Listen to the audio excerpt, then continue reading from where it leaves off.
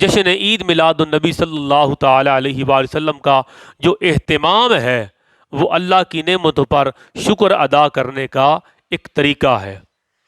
اللہ کی نعمتوں پر شکر ادا کرنے کے کئی طریقے قرآن کریم نے ارشاد فرمائے ہیں، جن میں سے ایک طریقہ ہے کہ اللہ کی نعمت کا ذکر کیا جائے۔ وَاذْكُرُوا نِعْمَةَ اللَّهِ عَلَيْكُمْ إِذْ كُنْتُمْ أَعْدَاءً فَأَلَّفَ بَيْنَ قُلُوبِكُمْ فَأَصْبَحْتُمْ بِنِعْمَتِهِ إِخْوَانًا۔ اللہ کا قرآن ارشاد فرماتا ہے کہ اللہ کی نعمت کو یاد کرو جب تم ایک دوسرے کے دشمن تھے، اس نعمت کی آمد کی برکت سے تمہاری دشمنیاں محبتوں میں بدل گئی، وجود مصطفیٰ کی صورت میں تمہیں وہ نعمت ملی کہ تم آپس میں ایک دوسرے کے بھائی بھائی بن گئے۔ اس نعمت کو یاد کرو۔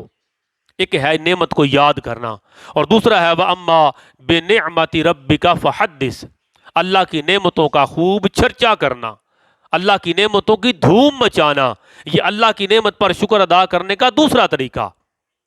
ایک ہے نعمت یاد کرنا، دل سے یاد کرو تب بھی ہو گئی، زبان سے یاد کرو تب بھی ہو گئی۔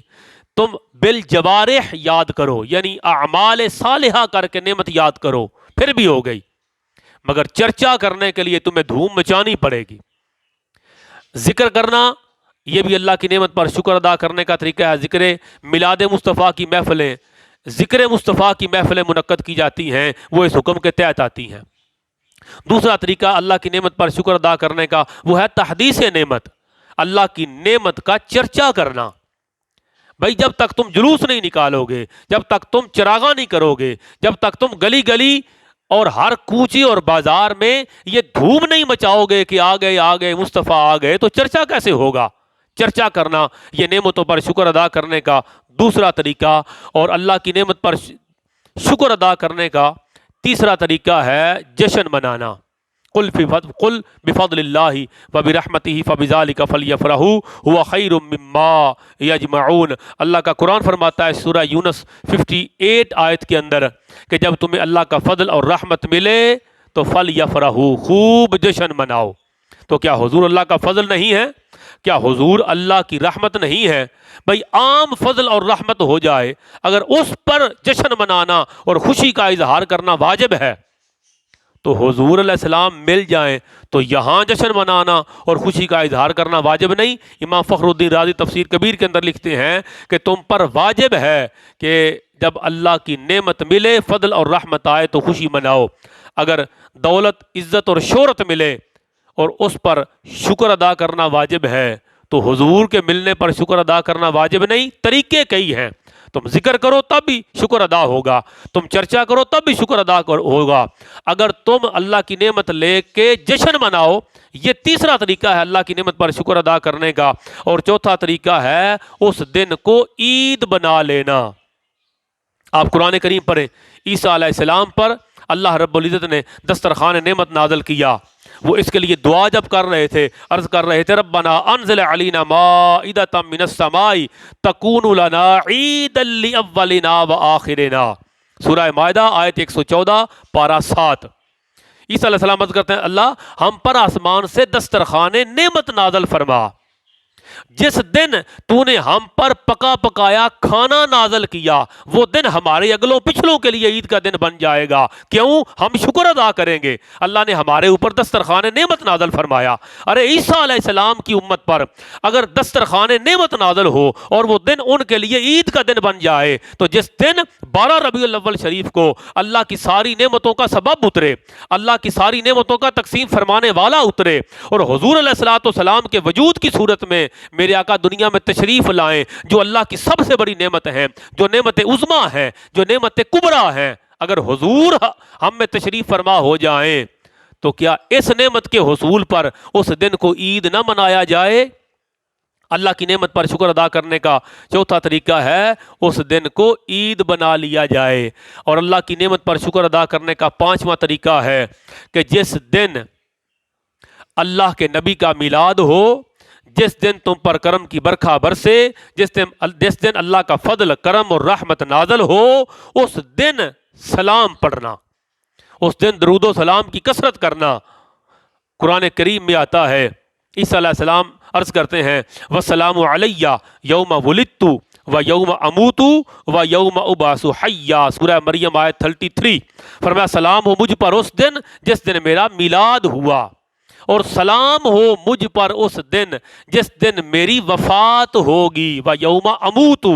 ارے حضور کا میلاد بھی اگر تم کہو 12 ربیع الاول کو ہوا تو اس دن کثرت سے درود و سلام پڑھنا پڑے گا، تمہیں منہ بسور کے نہیں پھرنا پڑے گا، اس لیے کہ جو نعمت ملنے کی خوشی ہے وہ بار بار کی جاتی ہے، اور جو وفات کا غم ہے یہ بنیادی حدیث پاک ہے۔ تمہیں نہیں پتا سوگ صرف وفات پر 3 دن منایا جاتا ہے، اور نعمت کے ملنے کی خوشی وہ بار بار کی جاتی ہے۔ اللہ کی نعمتوں پر شکر ادا کرنے کا 5واں طریقہ یہ ہے کہ جس دن نعمت اترے اس دن بھی سلام پڑھا جائے، جس دن نبی کا میلاد ہو اس دن بھی سلام پڑھا جائے، جس دن نبی کا وصال ہو اس دن بھی سلام پڑھا جائے، وَيَوْمَ أُبْعَثُ حَيًّا، اور جس دن اللہ قبروں سے مزارات سے اپنے نبیوں کو اٹھائے گا اس دن بھی ان پر درود و سلام پڑھا جائے گا۔ گویا نبی کے ہر دن درود و سلام ہے، مگر جب ان کے وصال اور ان کے میلاد کا دن آ جائے تو درود و سلام کی کثرت کرو۔ اس لیے میلاد منانے کا پہلا طریقہ نعمت کو یاد کرو، دوسرا طریقہ نعمت کا چرچا کرو، تیسرا طریقہ جس دن نعمت ملے اس دن جشن مناؤ، اور چوتھا طریقہ اس دن کو عید منا لو، اور 5واں طریقہ اس دن سلام کی کثرت کرو، اور چھٹا طریقہ جب میرے آقا علیہ الصلوۃ والسلام سے پوچھا گیا کہ سئل رسول اللہ صلی اللہ علیہ وسلم عن صوم یوم الاثنین، سرکار آپ پیر کا روزہ کیوں رکھتے ہیں؟ جب سرکار سے پوچھا گیا میرے آقا نے فرمایا فقال فیہ ولدت و فیہ انزل علی وحی، فرمایا پیر کا روزہ میں اس لیے رکھتا ہوں یہ میرے میلاد کا دن بھی ہے، اور اس دن مجھ پر قرآن کا نزول ہونا شروع ہوا۔ تو قرآن بعد میں نازل ہوا، حضور کا میلاد پہلے ہوا۔ میرے آقا پیر کا روزہ رکھتے تھے۔ گویا اللہ کی نعمت پر شکر ادا کرنے کا یہ چھٹا طریقہ ہے کہ اس دن عبادت کی جائے، اس دن روزہ رکھا جائے، اس دن صدقہ و خیرات کیا جائے، اللہ کا شکر ادا کیا جائے کہ یا اللہ تیرا کرم ہے، تو نے ہمیں اپنا محبوب عطا فرمایا۔ اللہ کی نعمتوں پر شکر ادا کرنے کے قرآن اور حدیث میں جتنے طریقے بیان ہوئے وہ سارے طریقے آمد مصطفیٰ پر اور میلاد مصطفیٰ پر استعمال کیے جائیں گے، کوئی طریقہ نہیں چھوڑا جائے گا۔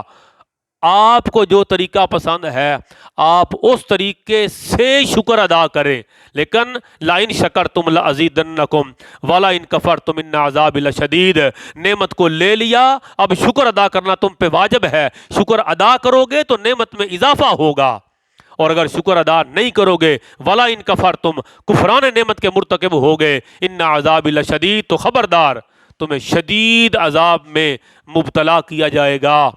میلاد کیا ہے؟ میلاد ہے اللہ کی نعمتوں پر شکر ادا کرنے کا طریقہ۔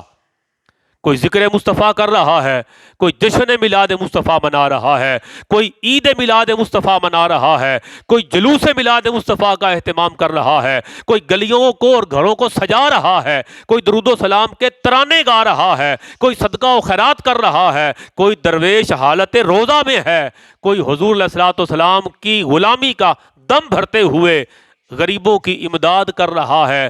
جو طریقہ تمہیں پسند ہے وہ طریقہ اپنا لو، لیکن حضور کی آمد پر جشن ضرور مناؤ۔ اللہ رب العزت ہماری اس نوکری کو، میلاد منانے کی کوشش کو اور میلاد منانے کے اس عمل کو اپنی بارگاہ میں قبول فرمائے، آمین یا رب العالمین۔